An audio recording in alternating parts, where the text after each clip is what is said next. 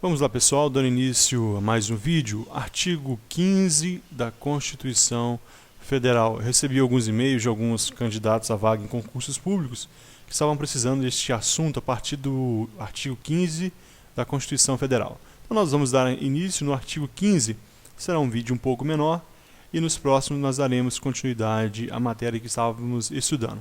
Vamos lá, artigo 15 da CF, assim diz: é vedada a cassação de direitos políticos cuja perda ou suspensão só se dará nos casos de...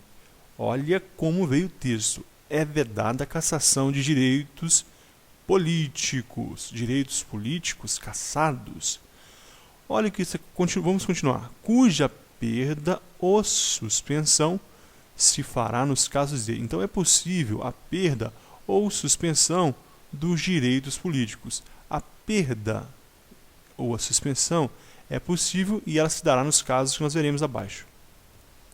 Observe desde já no artigo 15, não estamos falando aqui de mandato eletivo. Um mandato eletivo ele pode ser cassado. Estamos falando de perda, vedada a cassação dos direitos políticos.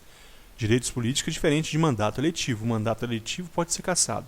Olha, a perda ou a suspensão. É mais comum a suspensão, mas a perda também se dará. Vamos lá, inciso 1. Cancelamento da naturalização por sentença transitada em julgado.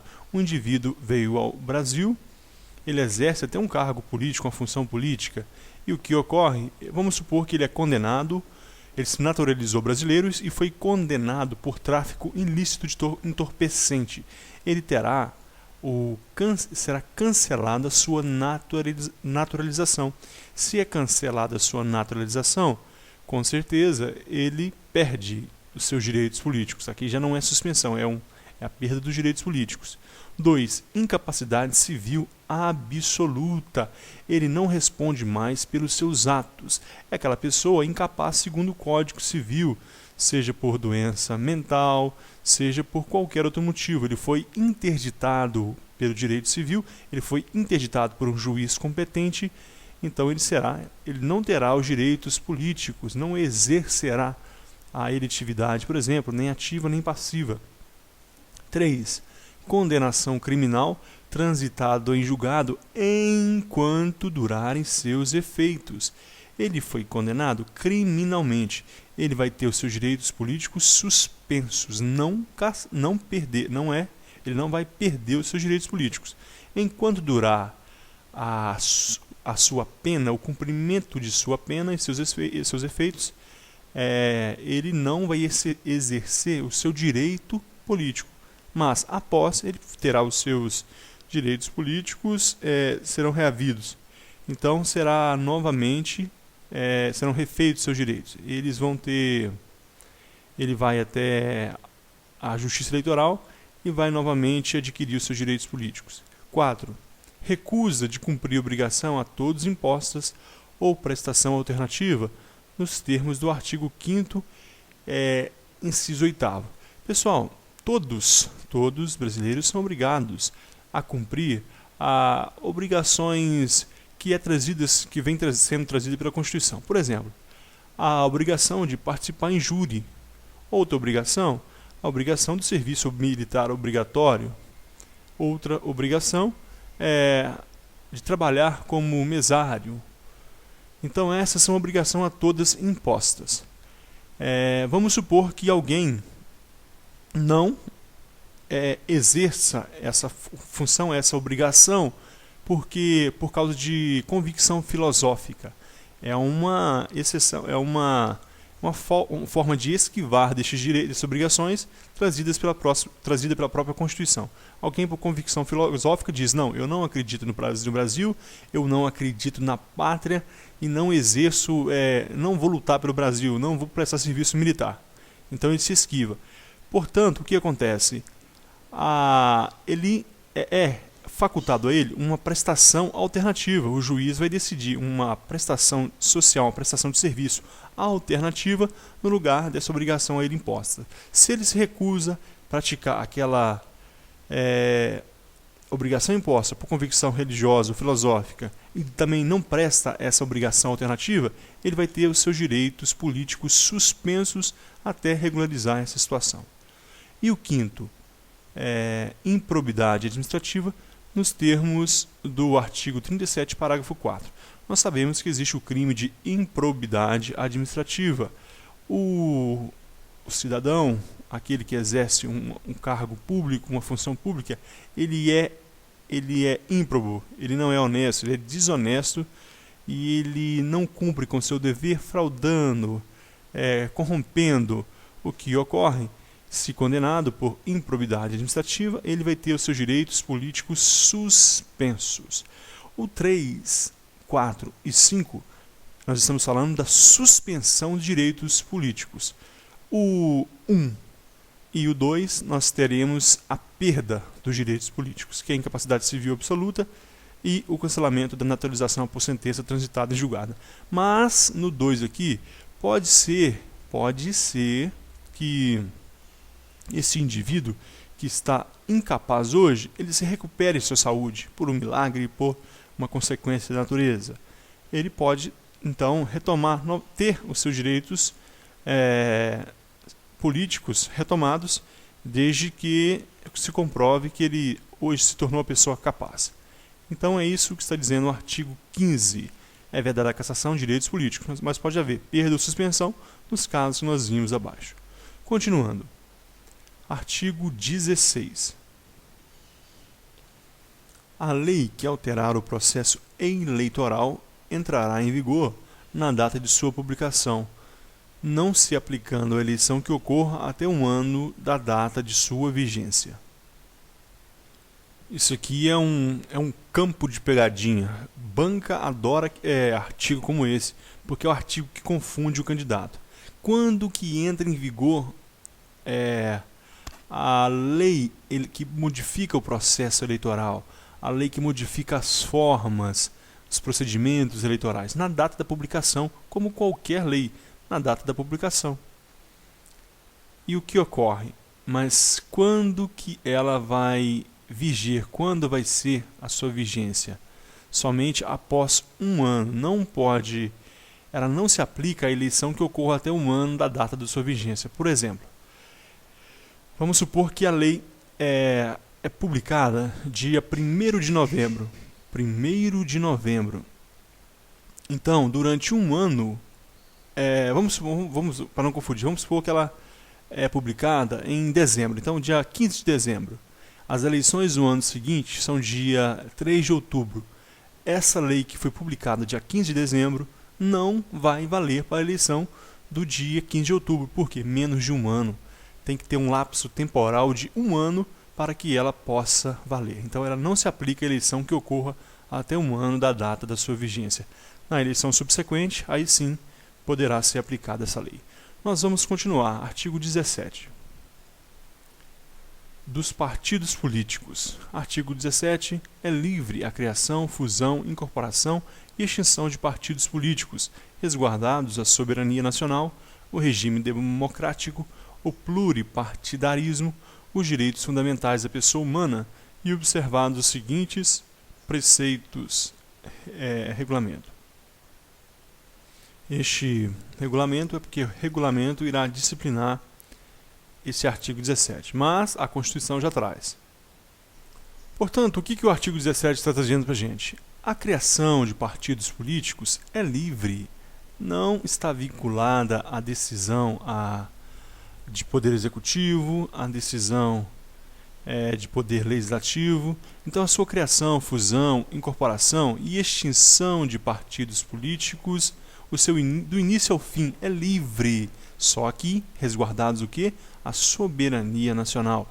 Um partido político que é criado com o lema de destruir a soberania nacional, ele vai ser censurado, aí não é livre, porque é resguardados a soberania nacional. Imagina um partido político que queira aí fazer uma reviravolta, aplicar aquele comunismo ao pé da letra, aquele de Cuba, destruir a soberania e colocar um ícone lá que vai mandar em tudo. O regime democrático, olha, um partido que venha querer destruir a democracia, não será aceito. O pluripartidarismo é possível quantos partidos forem, é possível a criação de vários partidos. No Brasil não é o monopartidarismo, nem o bipartidarismo. Já aconteceu o bipartidarismo no Brasil, mas hoje não. A Arena e MDB hoje é pluripartidarismo, há vários partidos. Os direitos fundamentais da pessoa humana não podem ser cerceados com a convicção partidária. E ainda observado os seguintes preceitos. Então, se respeitou a soberania nacional, o regime democrático, o pluripartidarismo e os direitos fundamentais da pessoa humana, é livre a criação, fusão e incorporação de partidos. Dois partidos vão se fundir para criar um só, eles vão dividir, vão criar um novo. Tudo isso é possível. Observado os seguintes prefeitos. O que? Caráter nacional. Um partido de caráter nacional. Órgão estrangeiro, ou um país, qualquer forma estrangeira, não pode vincular, não pode patrocinar a criação de partidos políticos no Brasil para defender interesses internacionais. Então, a criação dos partidos políticos ou a divisão deve ser de caráter nacional, com ideais nacionais, nunca internacionais. 2. Proibição de recebimento de recursos financeiros de entidade ou governo estrangeiro ou subordinação a estes. Isso aqui está justificando o que nós lemos no 1, caráter nacional. 3. Prestação de contas. A justiça eleitoral sempre prestação de contas. Os partidos políticos, de onde surgiu a renda, de onde veio a doação? Foi de Caixa 2, de onde vem? Tudo isso deve ser observado. Nós vimos recentemente, nos noticiários, na mídia, o problema do Caixa 2, das falhas na prestação de contas à Justiça Eleitoral. 4. Funcionamento parlamentar de acordo com a lei. Então, a lei vai disciplinar esse funcionamento. Nesse 4, nós entendemos que o partido político ele não pode ser, por exemplo, haver a fusão de partidos políticos para se tornar um monobloco dentro das casas parlamentares, para fazer tudo aquilo que o executivo está pedindo ou negar tudo aquilo que o executivo está pedindo. É necessário funcionar de acordo com os parâmetros legais. Por exemplo, os direitos das minorias parlamentares devem ser observados, o processo legislativo deve ser observado conforme a lei, a iniciativa privativa em cada casa, tudo isso os partidos políticos devem respeitar. Parágrafo 1º vem dizer o seguinte: é assegurado aos partidos políticos a autonomia para definir sua estrutura interna, organização e funcionamento para adotar os critérios de escolha e o regime de suas coligações eleitorais, sem obrigatoriedade de vinculação entre as candidaturas em âmbito nacional, estadual, distrital ou municipal, devendo seus estatutos estabelecer normas de disciplina e fidelidade partidária. Qual que é a palavra-chave do 17? Existe uma palavra-chave aqui que você vai grifar e você não vai errar na hora da prova. Autonomia. O partido político ele possui autonomia política. Ele pode definir suas estruturas internas, seus funcionamentos. E outra coisa importante aqui não há vinculação de âmbito nacional, estadual ou municipal para escolher suas coligações. Então, neste caso, imagine que o PMDB nacional, ele está vinculado, ele é coligado com o PT nacional. Na esfera municipal, o PMDB pode estar ligado ao PSDB. Não existe essa vinculação pela Constituição. Agora, olha que isso aqui, devendo seus estatutos estabelecer normas de disciplina e fidelidade partidária. É o seu estatuto que vai ter autonomia para estabelecer isso, mas a Constituição deixa livre, não há obrigatoriedade de vinculação entre candidaturas em âmbito nacional, estadual, distrital ou municipal. O parágrafo 2º já vem dizer que os partidos políticos, após adquirirem personalidade jurídica na forma da lei civil, registrarão seus estatutos no Tribunal de Justiça Eleitoral. Já caiu uma questão de prova e a maioria errou. E a questão de prova era a seguinte: Os partidos políticos, os partidos políticos adquirirão personalidade jurídica ao registrar seu estatuto no Tribunal Superior Eleitoral. Está errado. Os partidos políticos adquirirão personalidade jurídica, ou seja, eles serão uma pessoa jurídica na forma da lei civil. Essa seria a resposta correta. Na forma da lei civil, só depois que ele vai registrar seus estatutos no Tribunal Superior Eleitoral. Tranquilo?